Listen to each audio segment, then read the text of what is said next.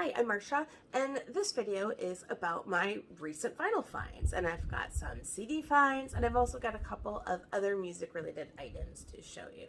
Now, the items that I have here are all things that I got in February of 2023. And I know we're already halfway through March, but I've been really ill, and this is the first opportunity that I've actually gotten to do a video where I'm not at risk of sounding like a barking seal through it. So the first thing I picked up in February 2023 is Etta James' Tell Mama. Now, I got this off of Amazon, and the reason I got this off of Amazon is because I won a contest.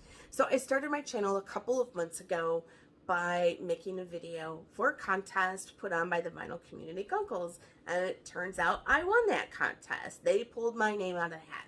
So I picked this up because, one, it had been on my Discogs list for a long time, and two, because Craig from Craig's Vinyl Plethora, he's one of the Gunkles, had also mentioned this album. So I thought, you know, let's get something that they talked about. Let's spend the Gunkles' money on something the Gunkles are familiar with. So I picked up this Soul Classic. It's a 2010 repress, and you know, it starts off with Tell Mama, and then it goes into I'd Rather Go Blind, which I think is just as beautiful as At Last.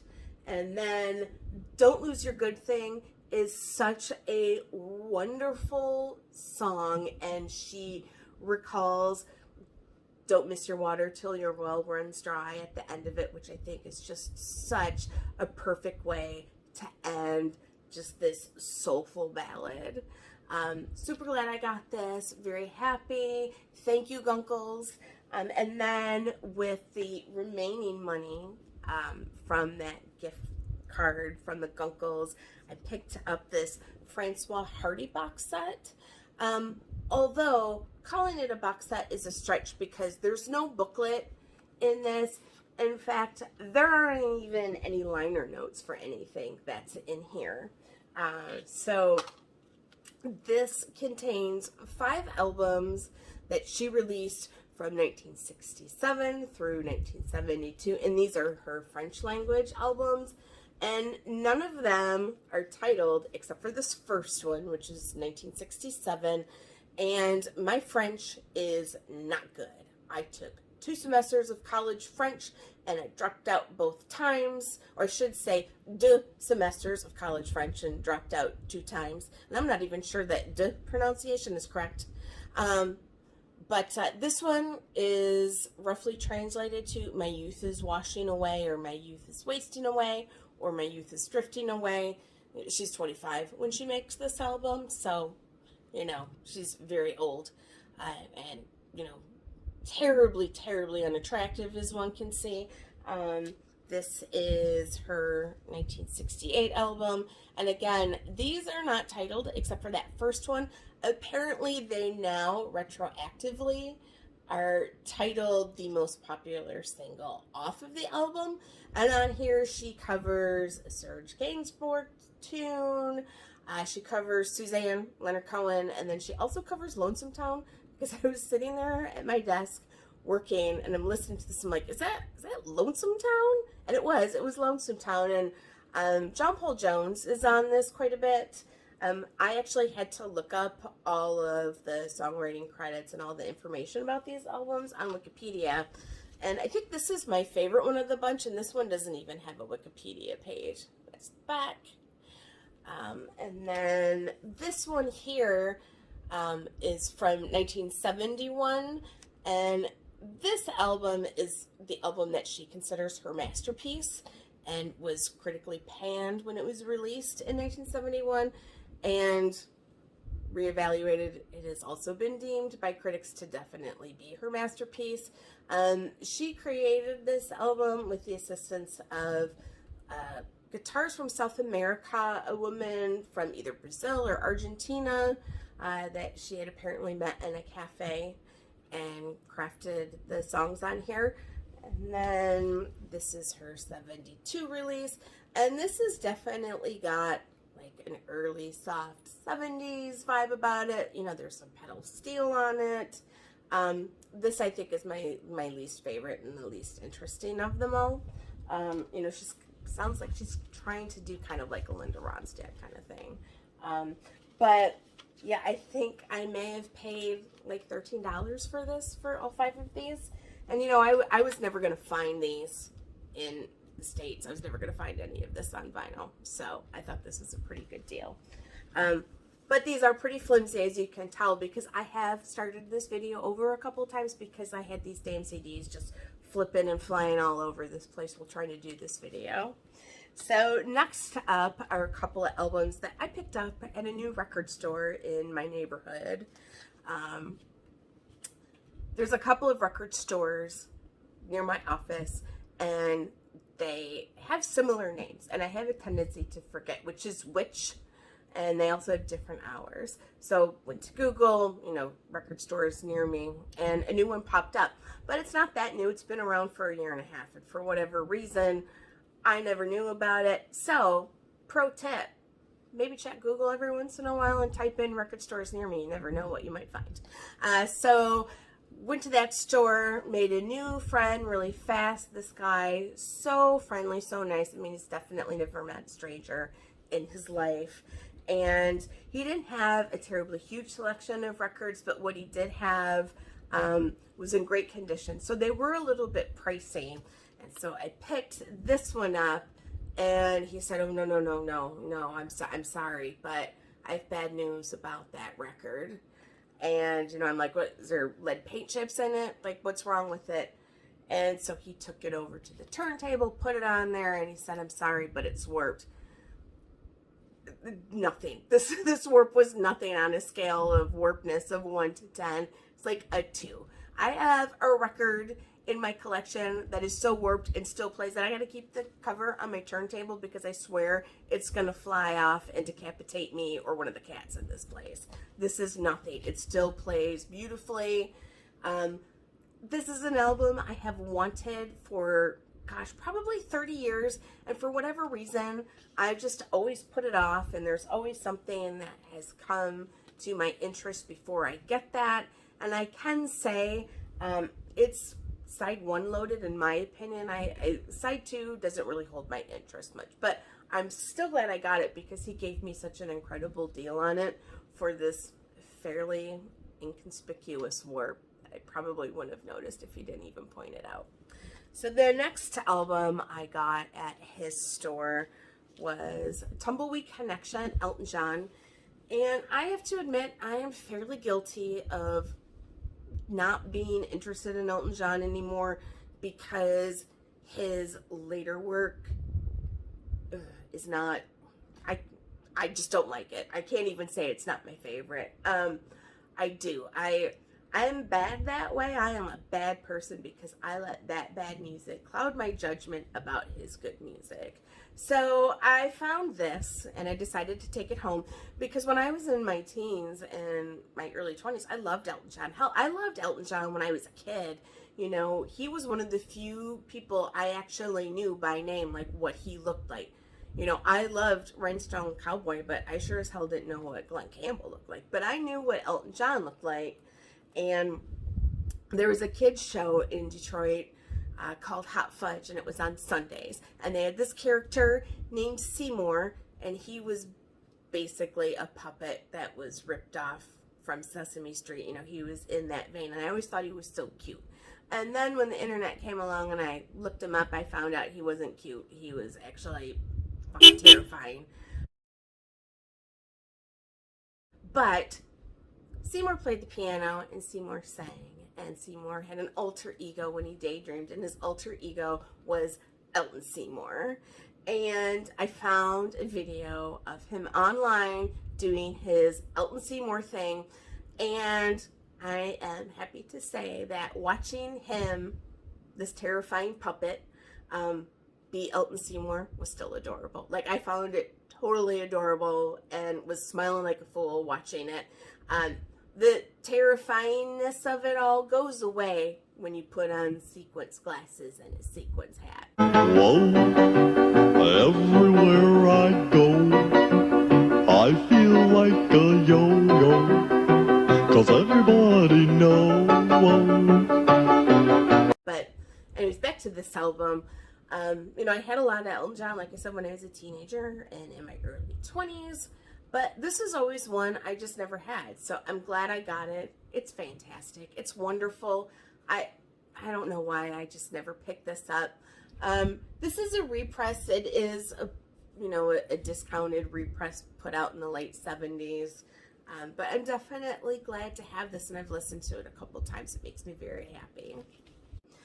Next up, I have the self-titled from Rick Danko, and this is a nice album.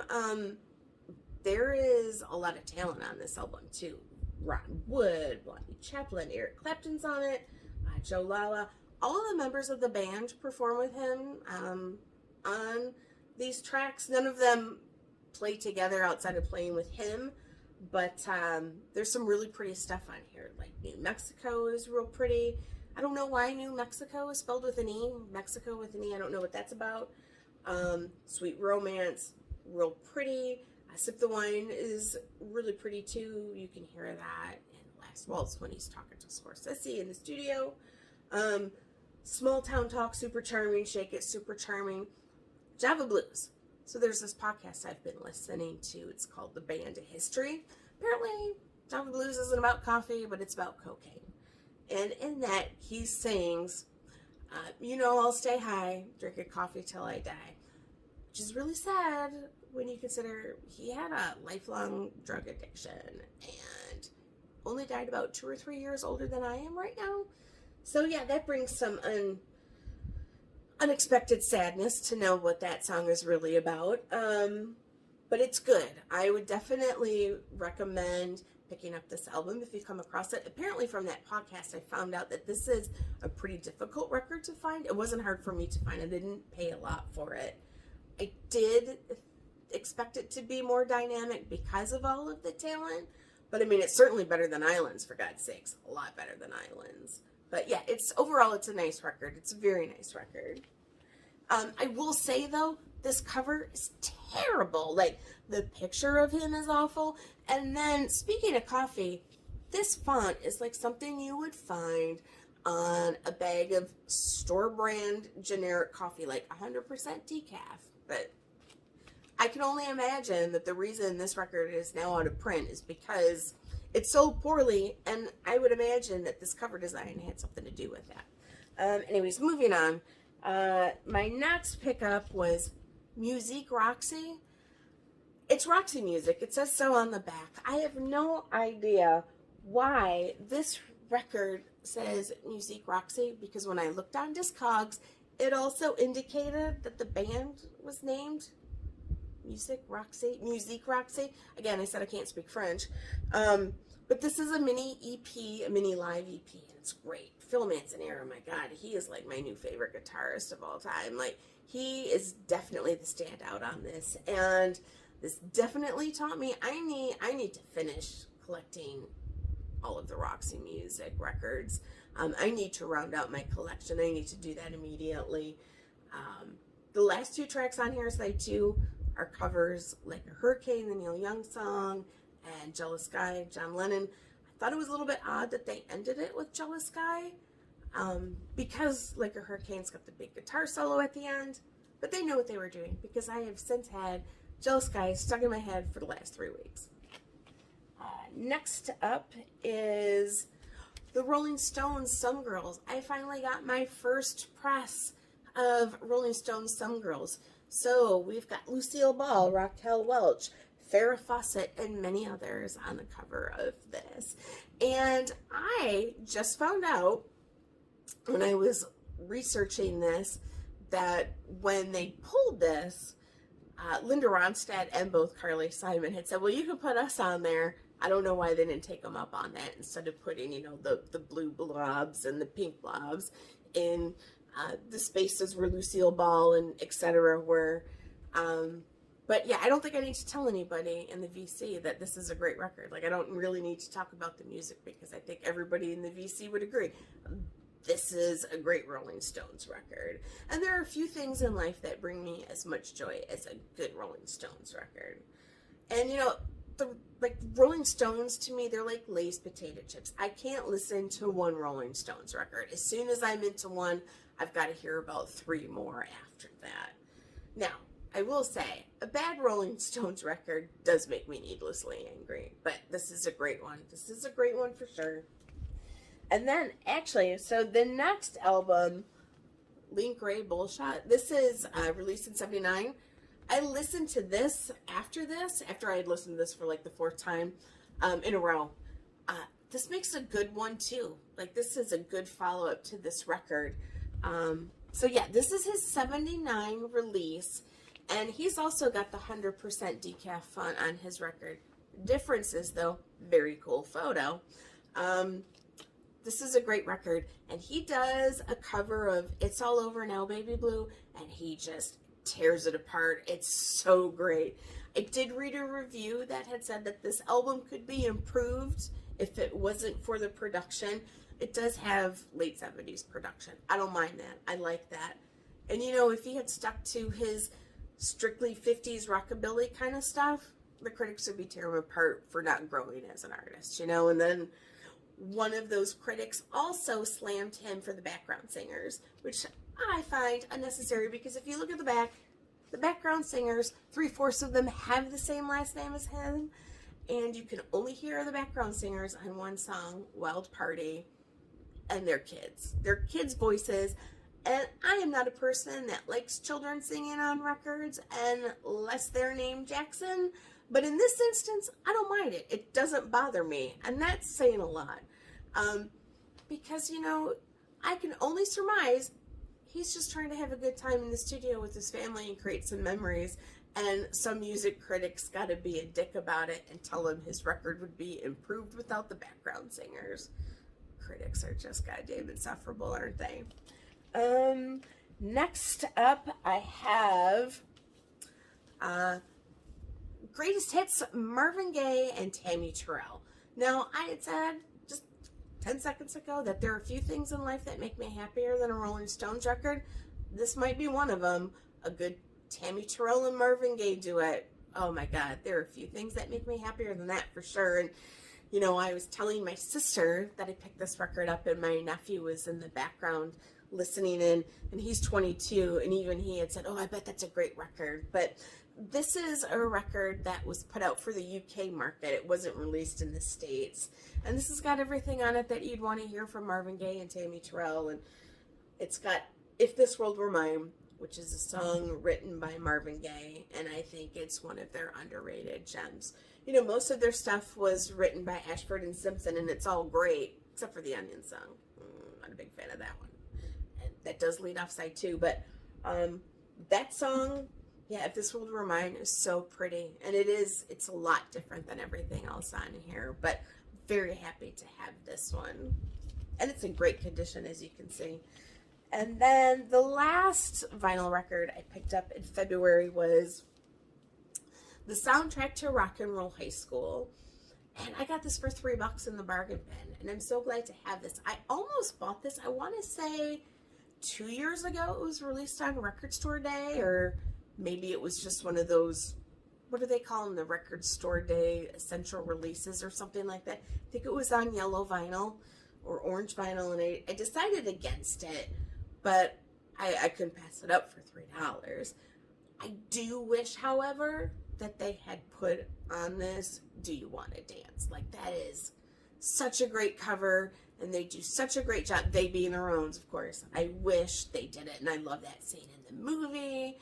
And, you know, Rock and Roll High School, it is one of my favorite cult classic movies, and while I was on my sickbed, I did watch it about 2 or 3 times, and I started to watch the sequel, which I did not know there was one until YouTube prompted it for me, with Corey Feldman, and I got about 15 minutes into it before I realized that it was terrible and needed to be turned off immediately.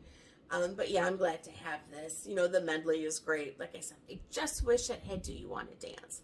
And I know people complain about the fact that side 2 starts with Rock and Roll High School as performed by PJ Souls, but I don't mind that, because I think a good soundtrack needs to do 2 things. It needs to give you good music, and also needs to remind you of the movie. And that track does it. It reminds Rescue of Rock and Roll High School, which is a great movie. If you haven't seen it, it's on YouTube for free right now, so check it out. Do you want to stand there and hold my hand? Tell me, baby, if you understand. Do you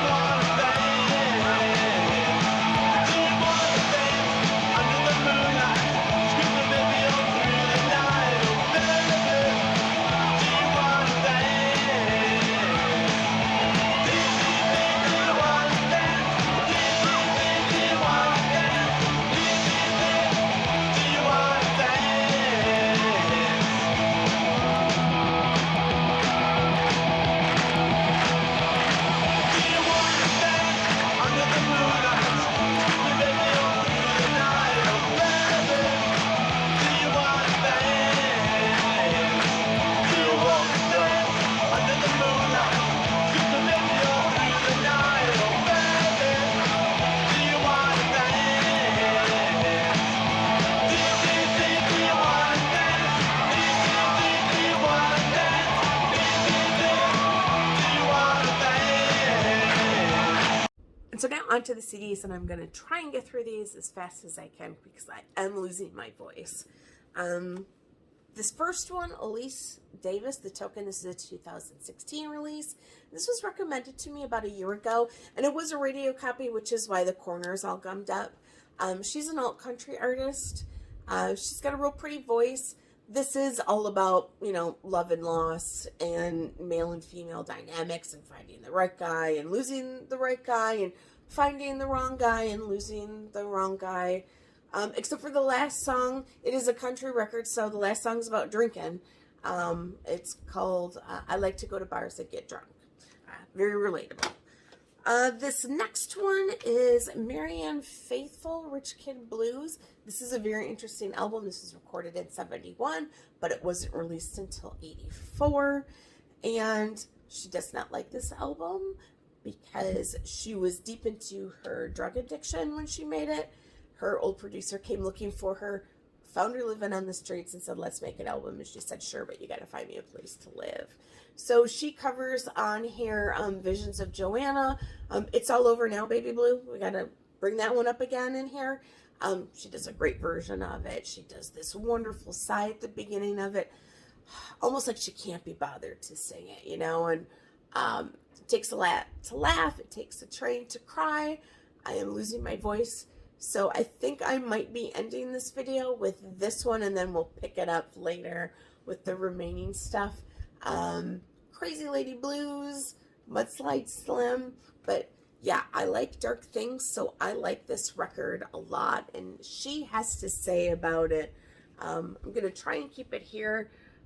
It's the voice of somebody incredibly high, probably on the edge of death. They always sound like that. Johnny Thunder sounded like that. Those who heard this record would have said, well, that's that. We'll never hear from her again. But I like dark things. It can be a little bit difficult to get through, but I find it fascinating. I like this record a lot. All right, it's the next day, and my voice is in a lot better condition than it was yesterday, so I'm just going to pick up from where I left off. So the next CD I got was this Johnny Marr compilation, and this is from the February 2013 issue of Mojo magazine, and this is just a comp of things he has worked on with other artists like Billy Bragg and Beth Orton and Robin Hitchcock, and there is a couple of songs on here from The and Modest Mouse. There's no Smiths, because can you imagine the pain in the ass it would be to try and get a clearance from Morrissey on something like this? But I got this for 33 cents, and it was a very, very well spent 33 cents, because this is excellent. And then the next CD I got for 33 cents was this Ry Cooder Manuel Galban CD. Actually, I'm going to open this because the front is missing, which is probably why I got it for 33 cents. Mazzy has shown this on his channel. Hopefully, maybe you can read that. And I think he's shown it once or twice, and he has, said it's great. He's wrong. It's excellent. This is so good. So good. It is surf guitars and Cuban rhythms. And this thing makes me want to jump on the Florida Turnpike and drive down to Key West. Like, I want to blast this when I'm driving across the 7 Mile Bridge. This thing is excellent, and I'm sure when the year is over, this will probably be what I listen to most in 2023, and we're only in March. And then the last two things I got were music-related items. I got some artwork. So one of the stores that I go to, they picked up a collection of Fillmore playbills from one of their customers who was looking to get rid of them. And he framed and matted them professionally. So I got two. This is from November 25th, 26th, and 27th, 1966. And on this playbill, we've got Jefferson Airplane, James Cotton Blues Band, and Moby Grape. I'll bring that in a little bit closer. And then the next one I got was the preceding week, November 18th and 19th, in 1966. And on this bill is the Grateful Dead, James Cotton Blues Band again, and Lothar and the Ham People. And Cosmic Brian just talked about them on one of his recent videos, so I'll include a link for that as well. And I have no idea if these are real, if they're reproductions. I just thought they were cool. They weren't terribly expensive. You know, I would have only paid a couple of bucks more to pick up some artwork at Home Goods, and this is definitely a lot cooler than anything I could have gotten at Home Goods, so I thought, why not? So those are my pickups for February 2023. Thank you so much for watching my video. Thank you for stopping by. Take care, everybody.